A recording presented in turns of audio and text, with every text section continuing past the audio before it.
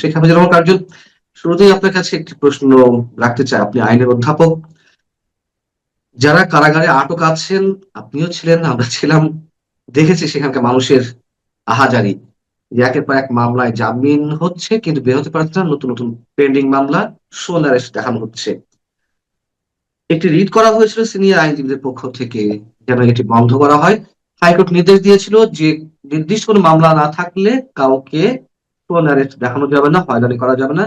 সেটি স্থগিত করে দিল সুপ্রিম কোর্টের আপিল বিভাগ, মানে প্রধান বিচারপতির নেতৃত্বে আপিল বিভাগ হিয়ারিং এর মাধ্যমে এটি স্থগিত করে দিল।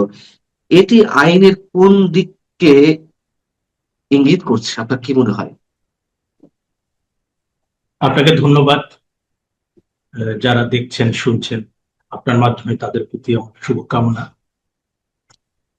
আমরা আসলে যারা আইন পড়াই, তার চেয়ে বড় কথা হচ্ছে আমরা যারা নাগরিক, আমাদের তো কিছু অধিকার দেওয়া হয়েছে বাংলাদেশ সংবিধান, এবং সেই অধিকারগুলো যদি কোনোভাবে লঙ্ঘিত হয়, যদি পুলিশ কিংবা জেল কর্তৃপক্ষ কিংবা সরকার কিংবা প্রভাবশালী ব্যক্তি আমাদের অধিকারের উপর হস্তক্ষেপ করে কিংবা অধিকারকে কার্টেইল করে, সেটা দেখার দায়িত্ব কিন্তু দেওয়া হয়েছে supreme court is the guardian of the constitution, not only the guardian of the constitution, supreme court is the guardian of the fundamental rights given to the citizens of Bangladesh. তো সেই দিক থেকে আমি আমাদের উচ্চ আদালত এবং সুপ্রিম কোর্ট সবার প্রতি সম্মান রেখেই বলছি যে আমাদের সুপ্রিম কোর্ট তো নানা সময় অনেক যুগান্তকারী ঘটনা তারা ঘটিয়েছে।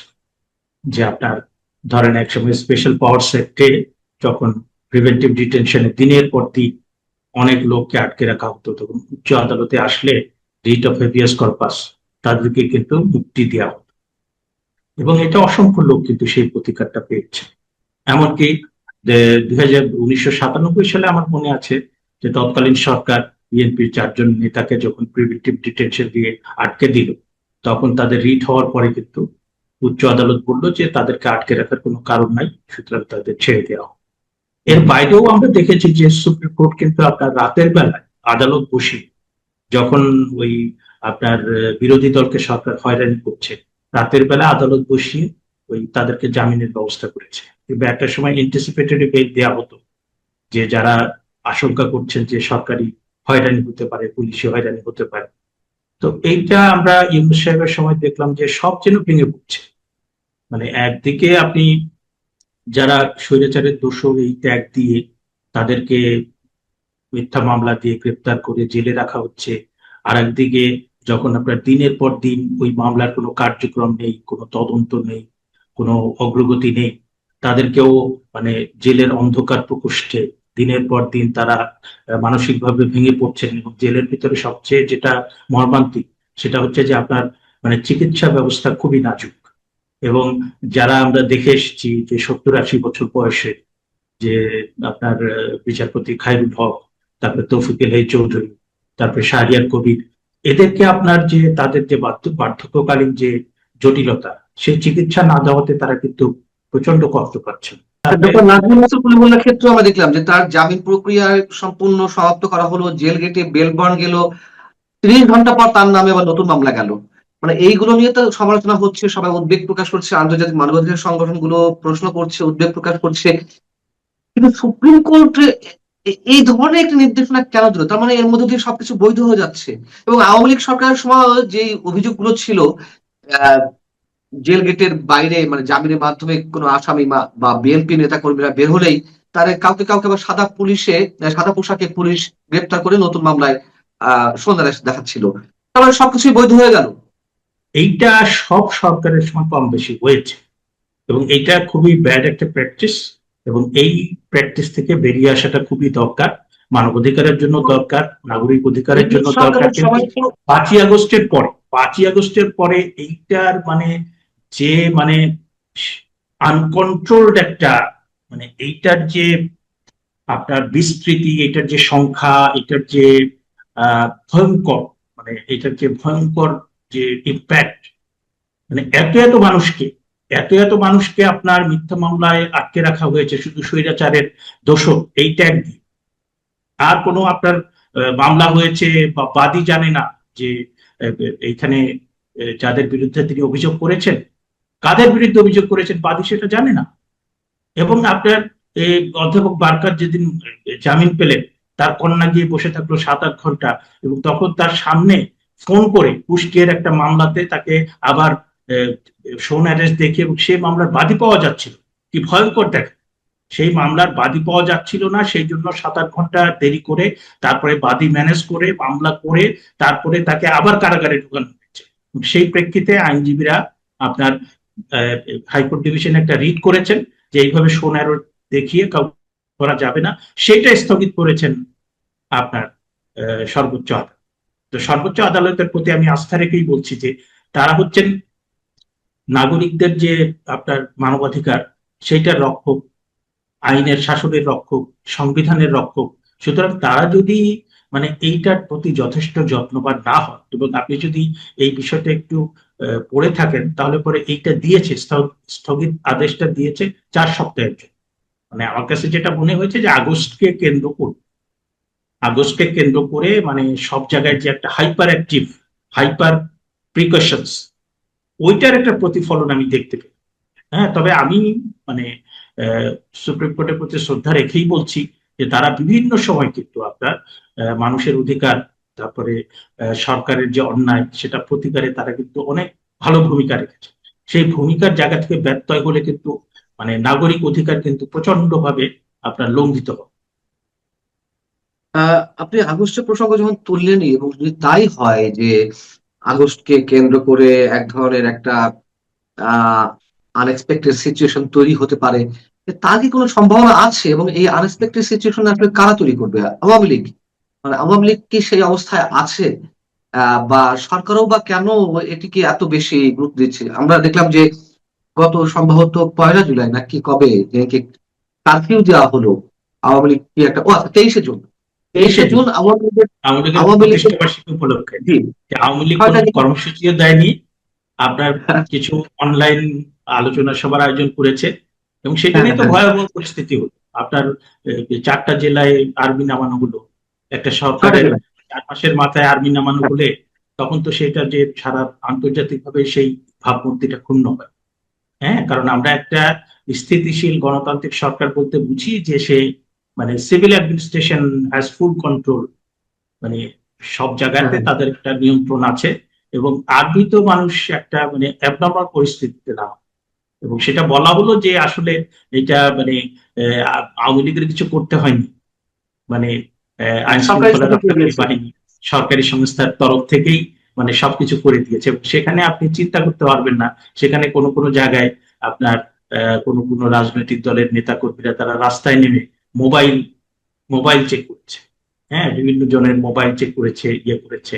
তো এই যে আপনার মানে এইরকম এইরকম এইভাবে যদি নাগরিক অধিকার লঙ্ঘিত হয়, তাহলে পরে আমরা যাবোটা কোথায়? আমার প্রশ্ন হচ্ছে যে আহ হ্যাঁ, সরকার নানান ধরনের সতর্কতামূলক ব্যবস্থা নিতে পারে, সরকার কঠোর পদক্ষেপ নিতে পারে। আহ সেনাবাহিনীও নামানো, আমাদের কোনো আপত্তি নেই যদি সরকারের কাছে তথ্য থেকে থাকে। কিন্তু এই যে সৌনাইজ গুলো দেখানো হচ্ছে, এই যে মানে অগণতান্ত্রিক ভাবে, অসাংবিধানিক ভাবে একের পর এক মামলায় মানুষকে শোন অ্যারেস্ট দেখানো হচ্ছে। ইভেন শোন অ্যারেস্ট শুধু নয়, আওয়ামী লীগ সরকারের সময় তো অবশ্যই এগুলো নিন্দনীয়। জেল গেট থেকে সাদা পোশাকে পুলিশ ধরেছে। আর এখন তো জামিন হওয়ার পরে যার নামে মামলা নেয়, আপনি সেটা বললেন অধ্যাপক আবুল বারাকার ক্ষেত্রে, এরকম অসংখ্য ক্ষেত্রে আমি দেখেছি যে 20 দিন 22 দিন চলে যাচ্ছে, কোনো মামলা নেই, তাকে ছাড়া হচ্ছে না, নতুন মামলা সাজিয়ে দেওয়ার পরে আবার তাকে শোন অ্যারেস্ট দেখানো হচ্ছে। তো পলিটিক্যাল কারণে কি আদালত এবং সর্বোচ্চ আদালত তারা এই ধরনের একটি সিদ্ধান্ত দিতে পারে?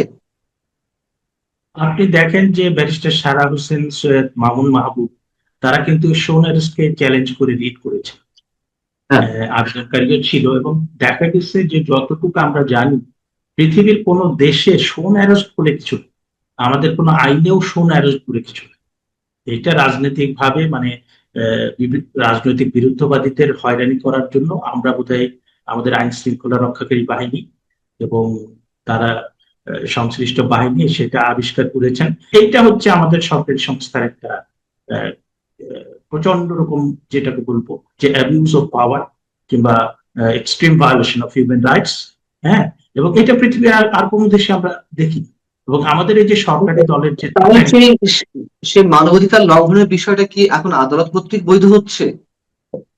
এখন কি বলবেন যে আমাদের এখানে অনেক আগে থেকে যে প্রাতিষ্ঠানিক সংকটটা খুব প্রকট, যে আপনি সরকারে যেই থাক, মানে উচ্চ আদালত তার মতোই চলবে, সরকারে যেই থাক বাংলাদেশ ব্যাংক তার মতো চলবে, সরকারে যেই থাক ম্যাক্রো ইকোনমিক ডিসিপ্লিন তার মতো চলবে, সরকারে যেই থাক আপনার শিক্ষা ব্যবস্থা বিশ্ববিদ্যালয় তার মতো চলবে।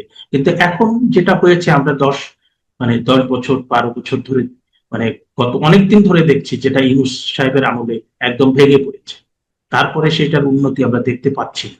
যে আপনার প্রত্যেকটা জায়গাতে সরকারি ইন্টারফেয়ারেন্স, এবং সরকার যেটা চাচ্ছে সেইটাকে আপনার, সরকার একটা ভালো জিনিস চাইলে তো আমরা অ্যাপ্রিসিয়েট করি, কিন্তু সরকার অনেক ক্ষেত্রেই সরকার কাউকে হয়রানি করতে চায়, কাউকে আটকাতে চায়, এবং সরকারি এই জিনিসটাকে প্রতিকার করার দায়িত্ব দেওয়া হয়েছে হাইকোর্টের সাথে।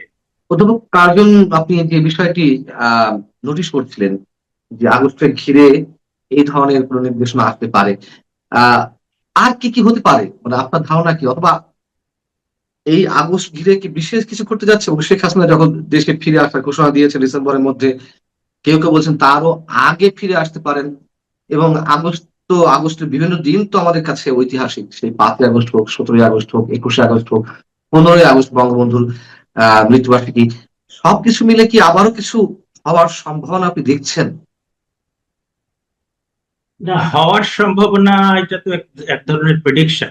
প্রেডিকশন হ্যাঁ, এবং আপনি আমরা তো আমাদের কাছে তথ্যপত্র থাকলে কিছুটা আমরা বিশ্লেষণ করতে পারি, কিছুটা প্রেডিকশন দিতে পারি, কিন্তু আমার কথাটা হচ্ছে যে আগস্টে মানে প্রিকশনস কেন নিতে হবে?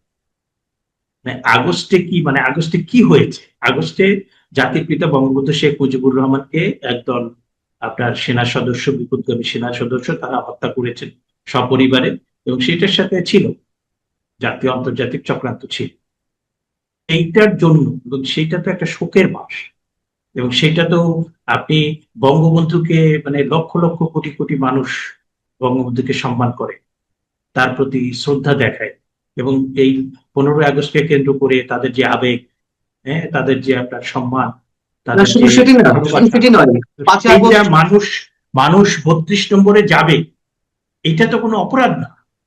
আপনি যদি নিশ্চয়ই কোনো সেটি নয়, অপরাধ হয়, নাশকতা কিন্তু হয়, শুধু সন্ত্রাস পাঁচই হয়, আগস্ট আর শুধু 15ই আগস্টকে কেন্দ্র করে যে নানান ধরনের সতর্কতামূলক ব্যবস্থা নেওয়া হচ্ছে তা নয়। 5ই আগস্ট আবার এই যে গণ আন্দোলন, বা 5ই আগস্ট যেটি ঘটেছিল 2024-এ, সেটির দ্বিতীয় বর্ষপূর্তি, আবার শেখ হাসিনা ফিরে আসার একটি ঘোষণা রয়েছে। সবকিছু মিলিয়ে আহ আসলে আমাদের সামনে কি হতে যাচ্ছে? সরকার যেটি প্রেডিক্ট করছে, একটা আশঙ্কা, আতঙ্ক, ভয় বা সতর্কতা, এরকম কিছু হওয়ার কি আসলে কোনো সম্ভাবনা আছে কিনা? না, আপনি একটা দিক থেকে দেখছেন, আমি ভিন্ন দিক থেকে বিষয়টা আপনাকে আচ্ছা, প্রশ্ন করি। এখন আমার কাছে যেটা মনে হয় যে এটা একটা শোকের মাস। কোটি কোটি বাঙালির বঙ্গবন্ধুর প্রতি যে সম্মান ভালোবাসা, যে তাদের ভেতরে গভীর শোক, সেটা তারা প্রকাশ করেন 32 নম্বরে। এখানে তো আমি সমস্যার কিছু দেখি না। কিন্তু এখন যেটা হয়েছে যে 5ই আগস্টের পরে যে 15ই আগস্ট একটা অ্যাবনর্মাল ঘটনা হলো, 5ই আগস্ট আর একটা আপরাইজিং হলো, কিন্তু আপরাইজিং তো আমরাও বলতাম, এখন তো আর আপরাইজিং বলতে পারছি না। কারণ এখন আমরা যে তথ্যপত্র আমাদের কাছে আছে, তাতে করে এটা সেনা সমর্থিত, সেনাবাহিনী কর্তৃক অনুমোদিত, তাদের সহযোগিতায় একটা ডক্টর মোহাম্মদ ইউনূস, মার্কিন যুক্তরাষ্ট্র, তাদের সহযোগিতায় মেটিকুলাস ডিজাইনের একটা নাশকতা। হ্যাঁ, আপনি আন্দোলন করবেন, শান্তিপূর্ণ আন্দোলন করবেন সরকারের বিরুদ্ধে, আপনাকে তো কেউ বাধা দিচ্ছে না। কিন্তু আপনি স্নাইপার রাইফেল দিয়ে মানুষ হত্যা করে, আপনি নাশকতা করে, আপনি পুলিশ হত্যা করে, আপনি একটা দেশে, এটা তো কোনো আন্দোলন হলো না। হ্যাঁ, তো সেই 5ই আগস্ট ঘটে যাওয়ার পরে আমরা যে উগ্রবাদী একটা গোষ্ঠী দেখলাম, যে বাংলাদেশকে, যারা মুক্তিযুদ্ধের বাংলাদেশকে মুছে দিয়ে এখানে একটা সাম্প্রদায়িক একটা আফগানিস্তান বানাতে চায়। তো সেই প্রেক্ষিতে তারপরে বঙ্গবন্ধু কন্যা তিনি বলেছেন ডিসেম্বরে তিনি ফিরবেন। সবকিছু মিলে হ্যাঁ, মানে প্রচন্ড রকম একটা আতঙ্ক সব জায়গায় তৈরি হয়েছে। কিন্তু আসলে 19 থেকে 20 বছর বিএনপি ক্ষমতার বাইরে ছিল, কিন্তু তাদের মানে কর্মকাণ্ডের ভিতরে আমি অনেক বেশি পরিপক্কতা প্রত্যাশা করছিলাম। তাদের কর্মকাণ্ডের ভিতরে আমি অনেক বেশি ফার্স্ট সাইট প্রত্যাশা করেছিলাম। যখন নানান পর্যায় থেকে বিএনপির শীর্ষ নেতৃত্বের মধ্যে থেকে প্রেসিডেন্ট পদে আসার একটি সম্ভাবনা বা নানান ধরনের আলোচনা চলছে, তখন ইউনূসকে এই আলোচনার মধ্যে ঢুকানোর জন্য আরেকটি পক্ষ বিশেষভাবে চেষ্টা করছে। ইউনূস নিরপেক্ষ, ইউনূস ডক্টর ইউনূসের কারণে বাংলাদেশের ভাবমূর্তি উজ্জ্বল হয়েছে ইত্যাদি ইত্যাদি দিয়ে, যেমন বাংলাদেশে একটি প্রথম শ্রেণীর পত্রিকার রিপোর্ট বেরিয়েছে, এবং এটি অবশ্যই ইন্টেনশনালি। আপনি কি মনে করেন যে ইউনূসের খেলা এখনো থেমে গেছে, মানে নাকি এখনো চলছে? না, ইউনূসের খেলা থেমে গেছে, কিন্তু ডিপ স্টেটের খেলা থামে। হ্যাঁ, ইউনূসের খেলা না। থেমে গেছে। ইউনূস মানে ওনার যে প্রতারণা, ওনার যে দুর্নীতি, ওনার যে দুরভিসন্ধি, প্রত্যেকটা জিনিস এমন ভাবে উন্মোচিত হয়েছে, এবং বাংলাদেশের মানুষের জন্য উনি কিছু ফিল করেন না। বাংলাদেশে উনি যে সময়টা চালিয়েছেন, আইন শৃঙ্খলা পরিস্থিতি, মব ভায়োলেন্স, শিক্ষা, তারপরে সংস্কৃতি, প্রত্যেকটা হ্যাঁ, জায়গাতে ধস নেমেছে। বাংলাদেশটাকে পুরো ধ্বংস করে দিয়ে চলে গেছে। তো উনার উনার আমি কোনোভাবেই মনে করি না যে ইউনূস সাহেবের কোনো সম্ভাবনা আছে। মানে আর যদি বিএনপি তাকে প্রেসিডেন্ট বানায়, তাহলে বিএনপি কিছুদিনের ভিতরে নাই হয়ে যাবে। আর বুঝি, কারণ ডক্টর মোহাম্মদ ইউনূস যে মানের খেলোয়াড়, আর তার যে মানে বেলাফাইড ইন্টেনশন, তিনি নিজের স্বার্থ, নিজের প্রতিষ্ঠানের স্বার্থ ছাড়া কিছু বোঝেন না। নির্বাচনের 3 দিন আগে তিনি একটা মানে চুক্তি করে পুরো দেশটাকে বিক্রি করে দিয়ে চলে গেলেন। এখন ওনার যে কানেকশন, উনি কাকে কোথায় বিক্রি করে দেন। হ্যাঁ, এবং এতে করে মানে ডিসাস্টার বাড়বে, এবং এতে করে হয় কি যে মানুষের ভিতরে কিন্তু এই এই যে গত 5ই আগস্টের পরে তো আমরা ভালো কিছু আশা করেছিলাম, সবাই করেছিল, এবং সেটা হলে তো মানুষই সেটা অ্যাপ্রিসিয়েট করবে। কিন্তু এত এত খারাপ কিছু হয়েছে, মানুষ কিন্তু ক্ষুব্ধ হচ্ছে, এবং এই ক্ষোভটা হয়তো বা মানুষের ক্ষোভ 1 বছর 2 বছরে সেটা মানে প্রতিফলিত হয় না, সেটা মানে বিস্ফোরণ হয় না। কিন্তু এটা কিন্তু আপনার 6 মাস, 1 বছর, 2 বছর, 3 বছর, তারপরে কিন্তু প্রচন্ড বিস্ফোরণ হবে। আপনি কিন্তু সেটাকে কোনোভাবে, কারণ আপনি শুধু, আমরা গত সরকারের সময় যেটা বলতাম যে বিরোধী দলের উপরে যে মানে হয়রানি হচ্ছে, জেল জুলুম হচ্ছে, সেটা মানে একটা খারাপ পরিস্থিতি তৈরি করবে। কিন্তু এখন যেটা হচ্ছে সেটা মানে মাত্রাতিরিক্ত। আপনি যখন মানে আমি খবর নিয়ে দেখলাম যে আওয়ামী লীগের আপনার ইউনিয়ন পর্যায় পর্যন্ত, জেলা থেকে শুরু করে, ঢাকা শহর থেকে শুরু করে আপনার ইউনিয়ন পর্যন্ত, যারা আওয়ামী লীগ করেন তারা গত 2 বছর, 2.5 বছর বাসায় থাকতে পারছে। এই পরিস্থিতি কিন্তু ছিল না। হ্যাঁ, তো এইরকম একটা পরিস্থিতি শুধু আওয়ামী লীগ না, এবং মানুষের যে কষ্ট, যে আপনার অর্থনৈতিক অবস্থা, দ্রব্যমূল্য পরিস্থিতি, তারপরে শিক্ষার অবস্থা খারাপ। আমরা সম্প্রতি দেখলাম যে ঝরে যাওয়া, যে ড্রপ আউট, অন্যান্য সময় যেটা 10 থেকে 15% হয়, এবার দেখলাম আমরা 3টা স্ট্রিম, যে আপনার বাংলা মিডিয়াম, তারপরে মাদ্রাসা, তারপরে কয়েকটা স্ট্রিমে দেখলাম প্রায় 44%। এবং শিক্ষা সম্পর্কে আপনার এই এই ইয়েতে, এই সম্প্রতি আপনার গত বছর এই সিঙ্গাপুর বলেছে যে তোমাদের বাংলাদেশ থেকে যারা বিশ্ববিদ্যালয়ে ভর্তি হতে আসে, তাদের মান হচ্ছে আমাদের হাই স্কুলে যারা পড়ে তাদের সমান। তো কোথায় চলে গেছে আপনার শিক্ষা? আজকে আপনার ঢাকা বিশ্ববিদ্যালয়ের র্যাঙ্ক নিয়ে কোনো কথা নাই, মেধা নিয়ে কোনো কথা নাই, শিক্ষার্থীদের অথচ এই এরা মানে গত সরকারের সময় একদম আপনার একদম ছিন্ন ভিন্ন করে দিল কথার মধ্য দিয়ে, এইটা নাই, ওইটা নাই, ওইটা নাই, ওইটা নাই। তো যা ছিল সেগুলো তো ধ্বংস করেছে, নতুন তো কিছু গড়ে ওঠেনি। তো এইভাবে বাংলাদেশ তো আপনার ধ্বংসের দিকে এগিয়ে যাচ্ছে। আপনাকে অনেক অনেক ধন্যবাদ। আমরা জানি না যে এই সংকট থেকে খুব সহসা কিভাবে আমরা মুক্ত হতে পারবো। নিশ্চয়ই যেই নোটিশ গুলো আপনি করার চেষ্টা করলেন সরকারের উদ্দেশ্যে, আমরা আশা করবো সরকার সেগুলো বিবেচনায় নিবে। আপনি ভালো থাকবেন। আপনার জন্য শুভকামনা, অধ্যাপক হাফিজুর রহমান কার্জন। দর্শক, আপনারা যারা শুনছিলেন, নিশ্চয়ই আপনাদের জন্য শুভকামনা।